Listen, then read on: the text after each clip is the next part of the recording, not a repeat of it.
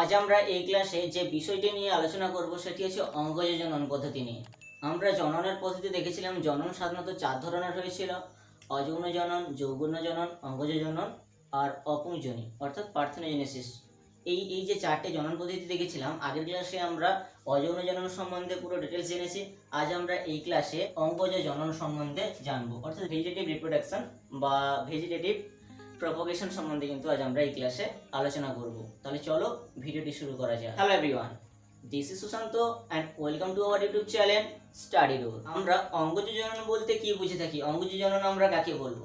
যে জনন প্রক্রিয়ায় জীবদেহের কোনো অঙ্গ যখন জনৃত্র জীবদেহ থেকে আলাদা করে, অর্থাৎ জীবদেহ থেকে বিচ্ছিন্ন করে যখন অপত্য জীবের সৃষ্টি হবে, তখন সেই প্রসেসকে বলবো আমরা অঙ্গজ জনন পদ্ধতি। তাহলে এটা সাধারণত এই অঙ্গজ জনন পদ্ধতি সাধারণত উদ্ভিদের ক্ষেত্রে দেখা যায়। তাহলে আমরা উদ্ভিদের অঙ্গজ জনন নিয়ে জানবো। তাহলে দেখো, যখন উদ্ভিদের কোনো অংশ থেকে, কোনো একটি নির্দিষ্ট অংশ থেকে যখন কি হচ্ছে, যখন একটি অপত্য জীবের সৃষ্টি হচ্ছে, তাহলে দেখো একটি উদ্ভিদের যে কোনো একটি অংশ থেকে যখন নতুন একটি অপত্য জীবের সৃষ্টি হচ্ছে, এই প্রসেসটাই হচ্ছে কিন্তু অঙ্গজ জনন পদ্ধতি।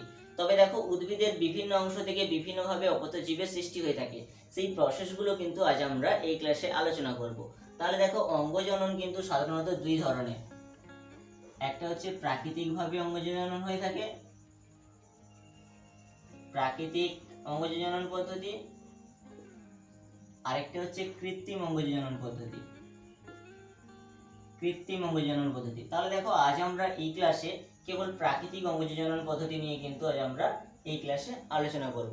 তাহলে দেখো, এই যে প্রাকৃতিক উপায়ে কিন্তু উদ্ভিদের কোনো অংশ থেকে কিন্তু অপত্য জীবের সৃষ্টি হয়ে থাকে, অর্থাৎ অপত্য চারাগাছের সৃষ্টি হয়ে থাকে। প্রাকৃতিক অঙ্গজনন পদ্ধতি কিন্তু এটা প্রকৃতির নিয়মে কিন্তু এটা হয়ে থাকে। আর এটা হচ্ছে কৃত্রিম অঙ্গজনন পদ্ধতি। এটা কিন্তু বিশেষভাবে কৃত্রিমভাবে এটাকে করানো হয়ে থাকে। এই কৃত্রিম অঙ্গজনন পদ্ধতি কিন্তু কৃত্রিমভাবে আলাদা উপায়ে কিন্তু এই প্রসেসটাকে করানো হয়। তাহলে আজ আমরা কেবল এই বিষয়টা নিয়ে এই ক্লাসে ডিটেলস জানবো। তাহলে দেখো, অঙ্গজনন পদ্ধতি একটা কোনো একটি উদ্ভিদের সাধারণত উদ্ভিদের আমরা জানি 3টি অংশ রয়েছে: মূল, কাণ্ড আর পাতা। ঠিক আছে, এটা তো সাধারণত রয়েছে। এছাড়াও আর কিছু এক্সট্রা অঙ্গজনন পদ্ধতি রয়েছে, সেগুলো জানবো। তাহলে দেখো, প্রাকৃতিক উপায়ে কিন্তু কি কি তাহলে কোন কোন অঙ্গের সাহায্যে তাহলে অঙ্গজনন পদ্ধতিটা হয়ে থাকে? প্রথমত দেখো, মূলের সাহায্যে কিন্তু অঙ্গজনন পদ্ধতিটা হয়ে থাকে। দ্বিতীয়ত হচ্ছে দেখো কাণ্ড। তৃতীয়ত দেখো পাতা। চতুর্থত দেখো বুলবিলের মাধ্যমে, বুলবিল। এবং অবশেষ রয়েছে ইউনিয়ন।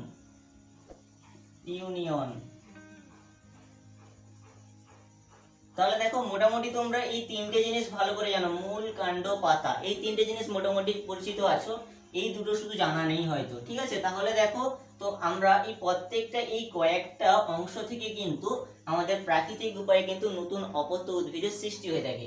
এই যে নতুন অপত্য উদ্ভিদের সৃষ্টি হওয়া, মূল থেকে কিভাবে সৃষ্টি হয়ে থাকে, মূল থেকে আবার কোন কোন উদ্ভিদগুলো অঙ্গজনন পদ্ধতি করে থাকে, বা কাণ্ড থেকে কোন কোন উদ্ভিদগুলো করে থাকে, সেগুলো কিন্তু আজ আমরা এই ক্লাসে ফুল ডিটেইলস সম্বন্ধে আলোচনা করব। তাহলে প্রথম চলে আসি দেখো, মূল। তাহলে দেখো, কোনো একটি উদ্ভিদের মূল থেকে কিন্তু নতুন অপত্য উদ্ভিদের সৃষ্টি হয়। তাহলে সেই সমস্ত উদ্ভিদগুলো কি কি? রাঙা আলু দেখেছো তোমরা? রাঙা আলু। এই যে রাঙা আলুগুলো কি বাড়িতে যখন থাকে দেখি, ওই সমস্ত আলু থেকে কি হয়, আবার কিন্তু নতুন ভাবে আমাদের নতুন অপত্য উদ্ভিদের সৃষ্টি হয়। তাহলে দেখো, রাঙা আলুটা বলছি এটা ফল, কিন্তু ওই ফলটা কিন্তু ওই উদ্ভিদের মূল। আমরা ওটাকে রাঙা আলুটাকে ফল হিসেবে জানলে ওটা কিন্তু উদ্ভিদের মূল, ওইটাকে বলা হচ্ছে উদ্ভিদের মূল। তাই কিন্তু ওই অংশটা কিন্তু মূলের কি করছে, ওই রাঙা আলুটা কি করে ফের আবার অপত্য উদ্ভিদ সৃষ্টি করে থাকে। আরেকটি উদাহরণ দেখো, ডালিয়া।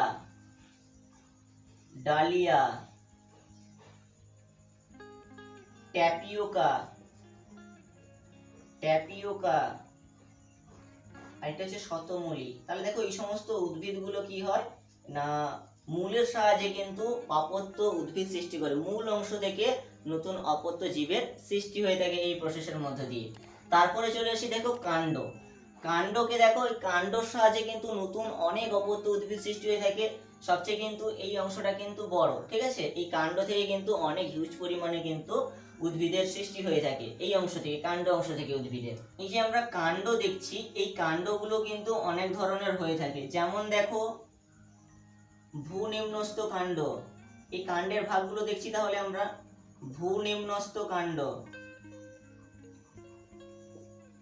তারপরে আসি দেখো বায়বীয় কাণ্ড, বায়বীয় কাণ্ড,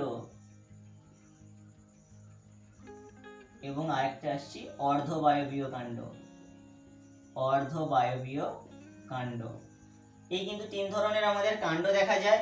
এই যে তিন ধরনের কাণ্ডগুলো, এগুলো দেখো আবার প্রত্যেকটি আমরা একটি করে উদাহরণও জানবো এই ক্লাসে। এই যে আমরা ভূনিম্নস্থ কাণ্ডগুলো দেখছি, এই ভূনিম্নস্থ কাণ্ডেরও আবার কতগুলো ভাগ রয়েছে। সেগুলো কি কি? কন্দ জাতীয় কাণ্ড রয়েছে, কন্দ জাতীয়, স্ফীতকন্দ জাতীয় রয়েছে, স্ফীতকন্দ,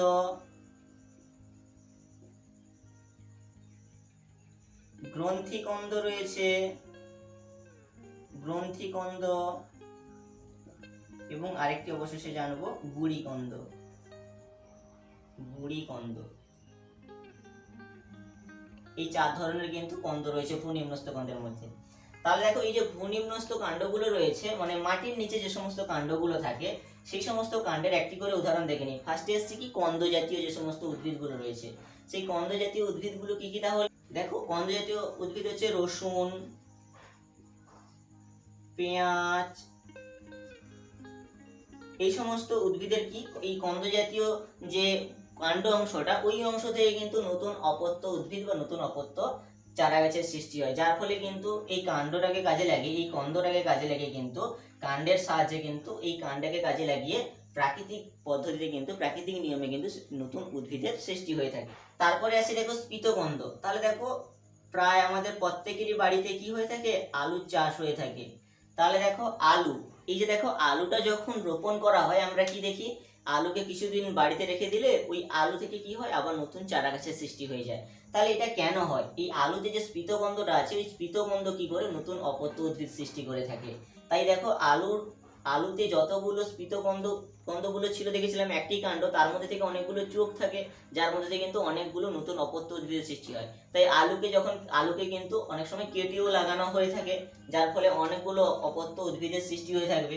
তারপরে আসি দেখো গ্রন্থিকন্দ। দেখো গ্রন্থিকন্দ হচ্ছে আদা, হলুদ প্রভৃতি। তাহলে দেখো এই যে আদা, হলুদ, এদের কি হয়? গ্রন্থিকন্দ। ওই যে কন্দ অংশটা, অ্যাকচুয়াল কাণ্ড অংশটা কি করা হয় না, পুনরায় কি হয়? রোপণ করলে বা ওই কাণ্ড অংশ থেকে কিন্তু নতুন অপত্য উদ্ভিদের সৃষ্টি হয় ওই গ্রন্থিকন্দ থেকে। তাহলে এই গ্রন্থিকন্দের মাধ্যমে কিন্তু অপত্য উদ্ভিদের সৃষ্টি হয়ে থাকে। তারপরে আসি দেখো গুড়িকন্দ। গুড়িকন্দ কেমন হয় না, এগুলো কিন্তু কচু, ওল, এদের ক্ষেত্রে কি হয়? গুড়িকন্দ দেখা যায়। এই কচু, ওল, এই অংশগুলো থেকে কিন্তু ফের পুনরায় আবার নতুন অপত্য উদ্ভিদ সৃষ্টি হয়ে থাকে। তারপরে চলে আসি দেখো বায়বীয় কাণ্ড।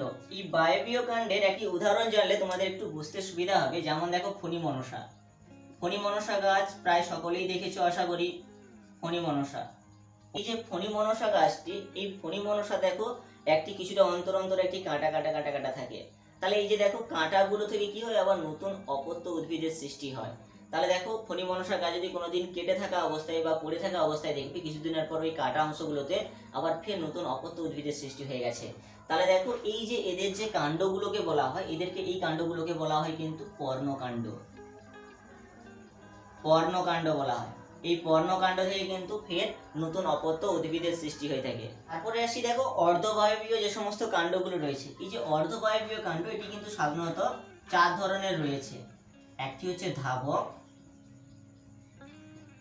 দ্বিতীয়ত জানবো বক্রধাবক,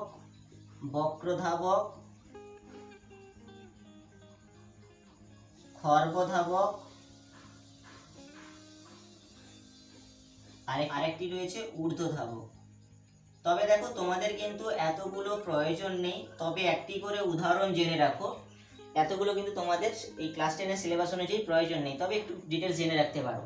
তারপরে আসি দেখো ধাবক আমরা কাকে বলবো। এই সমস্ত ধাবক যে কাণ্ডগুলো যদি একটি উদাহরণ জেনে নেওয়ার সুবিধা হবে। যেমন দেখো ঘাসগুলো, এই ঘাসগুলো কি হয়? অনুভূমিক বরাবর বিন্যস্ত থাকে।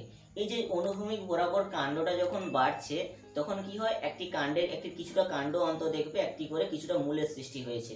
ওই যে কাণ্ডগুলোকে কি বলা হচ্ছে, ধাবক। এই যে কাণ্ডগুলো একটি নির্দিষ্ট অংশে যে পরপর কিছুটা দূরত্ব অন্তর কাণ্ডের একটি করে কি হয়, অপত্য উদ্ভিদ হয়, আবার ওইখান থেকে মূল দেখা যায়। ওই যে মূলগুলো মাটিতে ইনপুট হলো এবং ওইখান থেকে কিন্তু পরপর নতুন অপত্য উদ্ভিদের সৃষ্টি হতে থাকবে। তাহলে এই সমস্ত উদাহরণ কি হবে, ঘাস, ঘাস, শুষ্নী প্রভৃতি। তারপর আসি দেখো বক্রধাবক। এই বক্রধাবক গুলো দেখো ঠিক তেমনি, এগুলো কি হবে, এই যে কাণ্ড অংশগুলো একটু বাঁকানো ধরনের হয়ে থাকে। উদাহরণ একটু জেনে নাও তাহলে সুবিধা হবে। এই এই যে বক্রধাবকের উদাহরণ জেনে নাও, স্ট্রবেরি, স্ট্রবেরি, মেন্থা, এই সমস্ত উদ্ভিদগুলো কি হয়ে থাকে, এদের কাণ্ড কেমন হয় না এই ধরনের বাঁকানো হয়ে থাকে এবং কাণ্ডের যে উদ্ভিদ অংশগুলো থেকে কি হয়, পুনরায় একটি অস্থানিক মূলের সৃষ্টি হয়। ওই অস্থানিক মূলগুলো থেকে কিন্তু আবার পুনরায় একটি করে অপত্য উদ্ভিদের সৃষ্টি হয়ে থাকে। এই প্রসেসটাকে বলা হচ্ছে বক্রধাবক।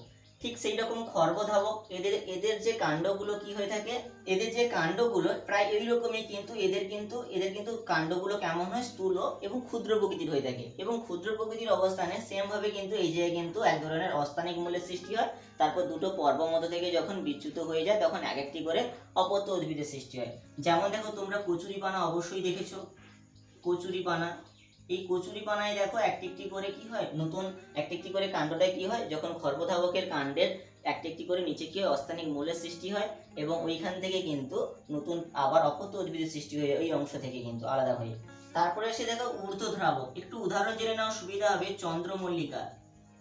এই সমস্ত চন্দ্রমল্লিকা বা দুর্বাঘাসের ক্ষেত্রেও এই ধরনের যে ঊর্ধ্বধাবক কাণ্ডগুলো দেখা যায়। অর্থাৎ কি হয়, একটি কাণ্ডগুলো তো বিন্যস্ত হয়েছে এবং কাণ্ডগুলোর যে একটি অর্ধবায়বীয় কাণ্ড ছিল, ওই কাণ্ডটা কি হয়, মাটির নিচে তো আছে এবং উপরের দিকে উঠে আসে কিছুটা। এই যে উপরের দিকে উঠে আসা যে কাণ্ডগুলো, ওইগুলো ফের আবার পুনরায় বৃদ্ধি হতে থাকে এবং ওই অংশ থেকে আবার একটি মূলের সৃষ্টি হয়, যার ফলে ওই অংশটা বিচ্যুত হয়ে কিন্তু আবার ফের একটি উদ্ভিদের সৃষ্টি করে থাকে। সেই এই প্রসেসে কিন্তু চন্দ্রমল্লিকা বা দুর্বাঘাস এই সমস্ত উদ্ভিদরা কি করে থাকে না, ওই অর্ধবায়বীয় কাণ্ডের একটি ভাগ যেটা ঊর্ধ্বধাবক পদ্ধতিতে কিন্তু নতুন অপত্য উদ্ভিদের সৃষ্টি করে থাকে। তাহলে দেখো আমাদের কাণ্ড অংশটা হলো, এরপরে আসে পাতা। তাহলে দেখো পাতা থেকেও কিন্তু নতুন চারাগাছ সৃষ্টি হয়। কেমন, আম পাতা পড়ে গেলে তো পচে যায়, কিভাবে সৃষ্টি হয়, কিন্তু কিছু কিছু উদ্ভিদের পাতা আছে, ওই পাতাগুলোকে থেকে কিন্তু আবার ফের অপত্য উদ্ভিদের সৃষ্টি হয়। যেমন দেখো আমরা যদি একটা উদাহরণ দেখে নিই, পাথরকুচি, পাথরকুচি পাতা। বা আরেকটি উদাহরণ যদি দেখি, বিগোনিয়া, বিগোনিয়া, পাথরকুচি, বিগোনিয়া, বিগোনিয়া, এই সমস্ত উদ্ভিদের কি হয় যে বিশেষ করে পাথরকুচি পাতা অবশ্যই দেখেছো আশা করি। এই যে পাথরকুচি পাতা সাপোজ এটা ধরলাম, তবে দেখো এই যে পাথরকুচি পাতায় এই অংশগুলো থেকে দেখবে একটি খাঁজ অংশগুলো রয়েছে। ওই খাঁজ অংশগুলোতে দেখবে প্রত্যেকটি করে কিন্তু এক একটি করে অপত্য উদ্ভিদের সৃষ্টি হয়। তবে এদের যদিও ফুল হয়ে থাকে, তবে ওই ফুল থেকে কিন্তু যে বীজ থেকে যে পাথরকুচি যে আবার ফের নতুন যে অপত্য উদ্ভিদ সৃষ্টি হয়, সেটা কিন্তু ওই প্রসেসের ওপর ওরা কম নির্ভরশীল। কিন্তু এই পাতার এই অংশ থেকে কিন্তু ফের আবার নতুন অপত্য উদ্ভিদের সৃষ্টি হয়ে থাকে। ঠিক আছে, এই অংশটিতে কিন্তু বেশি অ্যাক্টিভ এরা। তাহলে দেখো এই যে পাতা থেকেও তাহলে দেখো নতুন অপত্য উদ্ভিদের সৃষ্টি হয়ে থাকে বা উৎপন্ন হয়ে থাকে। তবে এখান থেকে একটি উদাহরণ পরীক্ষায় আসে যে পাতার সাহায্যে অর্থাৎ পত্রজ মুকুলের সাহায্যে নতুন অপত্য উদ্ভিদ সৃষ্টি হয় এমন একটি উদ্ভিদের উদাহরণ দাও। তাহলে দেখবে এখানে তোমরা জানো যে হ্যাঁ পাথরকুচি লিখে দেবো। তাহলে পাথরকুচি পাতা তো আমরা সবাই জানি, কিন্তু কোশ্চেনটা একটু ঘুরিয়ে দিয়ে দেয়, ব্র্যাকেটে দিয়ে দেয় যে পাথরকুচি ব্যতীত অন্য একটি উদাহরণ দাও। তাহলে কিন্তু তোমরা বিগোনিয়া নামটি মনে রেখো। তবে বিগোনিয়াও কিন্তু পাতার সাহায্যে নতুন অপত্য উদ্ভিদের সৃষ্টি করে থাকে। তারপরে আসি দেখো বুলবিলের মাধ্যমে কিভাবে অঙ্গজনন পদ্ধতিটা হয়ে থাকে। তাহলে দেখো কয়েকটা উদাহরণ নিয়ে নাও। বুলবিলের মাধ্যমে যে অঙ্গজনন পদ্ধতিটা করে থাকে যে সমস্ত উদ্ভিদ, সেটা হচ্ছে চুপড়ি আলু, চুপড়ি আলু। আরেকটি উদাহরণ লিখে রাখো, এঘেপ, এঘেপ, কন্দপুষ্প। এই সমস্ত উদ্ভিদগুলো এই বুলবিলের সাহায্যে অঙ্গজনন পদ্ধতি করে থাকে। তাহলে দেখো এই বুলবিলটা তাহলে কি, তবে উদ্ভিদে তো এই অংশের নামটা কোনোদিন শুনিনি। তাহলে বুলবিল হচ্ছে দেখো এটি কিন্তু এক ধরনের কাক্ষিক মুকুল। এই কাক্ষিক মুকুলে কি হয়ে থাকে, এটি কিন্তু স্ফীত কাক্ষিক মুকুল, ঠিক আছে। এই স্ফীত কাক্ষিক মুকুলে কি হয়ে থাকে, উদ্ভিদ তার খাদ্যগুলোকে সঞ্চয় করে রাখে। ওই উদ্ভিদ, ওই যে স্ফীত যে কাক্ষিক মুকুলটা, উদ্ভিদ ওইখানে কি করে থাকে, খাদ্যগুলো সঞ্চয় করে রাখে। যখন ওই বুলবিল অংশটা যখন মাতৃদেহ থেকে আলাদা হয়ে যায়, তখন ওই অংশ থেকে কিন্তু ফের নতুন অপত্য উদ্ভিদের সৃষ্টি হয়ে থাকে। এই প্রসেসে দেখো তাহলে তার উদ্ভিদ তার বংশ বিস্তার করছে। তাহলে দেখো উদাহরণ আসে এখান থেকে যে বুলবিলের সাহায্যে বংশ বিস্তার করে থাকে বা অঙ্গজনন পদ্ধতি করে থাকে এমন একটি উদ্ভিদের উদাহরণ দাও। তাহলে কি হবে, চুপড়ি আলু, এগেপ, কন্দপুষ্প। বুলবুল হচ্ছে কিন্তু স্থূল কাক্ষিক মুকুল, আর টিউনিয়ন হচ্ছে কিন্তু স্ফীত কাক্ষিক মুকুল। এই স্ফীত কাক্ষিক মুকুল কি হয়ে থাকে, এখানে ঠিক তেমনি টিউনিয়ন কি করে থাকে, টিউনিয়নের সাহায্যে কিন্তু ওই উদ্ভিদের খাদ্যগুলো ওই জায়গায় সঞ্চয় হয়, এবং যখন ওই অংশটা উদ্ভিদ দেহ থেকে ছিন্ন হয়ে পড়ে বা উদ্ভিদের দেহ থেকে আলাদা হয়ে যায়, তখন কিন্তু ফের নতুন অপত্য উদ্ভিদের সৃষ্টি করে থাকে এই টিউনিয়ন পদ্ধতিকে কাজে লাগিয়ে। তাহলে দেখো এখানে কিন্তু টিউনিয়ন পদ্ধতিতে কাজে লাগিয়ে সাধারণত জলজ ঝাঁঝিগুলো কিন্তু, জলজ উদ্ভিদগুলো কিন্তু এই পদ্ধতিকে কাজে লাগিয়ে অঙ্কুজনন করে থাকে। যেমন হচ্ছে দেখো এক ধরনের জলজ ঝাঁঝি, ধরো জলজ ঝাঁঝিগুলো কিন্তু এই অঙ্কুজনন পদ্ধতিকে কাজে লাগিয়ে, টিউনিয়নকে কাজে লাগিয়ে কিন্তু বংশ বিস্তার করে থাকে। আমরা কিন্তু নেক্সট ক্লাসে এই কৃত্রিম অঙ্কুজনন পদ্ধতি নিয়ে আলোচনা করব। ভিডিওটিতে যদি কোথাও বোঝার ক্ষেত্রে অসুবিধা হয়ে থাকে তাহলে প্লিজ কমেন্ট বক্সে কমেন্ট করে জানাও। ভিডিওটা যদি ভালো লেগে থাকে তাহলে প্লিজ লাইক, শেয়ার, কমেন্ট করে পাশে থাকো, এবং চ্যানেলে যদি নতুন হয়ে থাকো তাহলে চ্যানেলে সাবস্ক্রাইব বাটনটি অন করে পাশে থাকা নোটিফিকেশন বেল আইকনটি অন করে দাও, যাতে পরবর্তী ভিডিওর কোনো নোটিফিকেশন সবার আগে চলে যায়। Thanks for watching.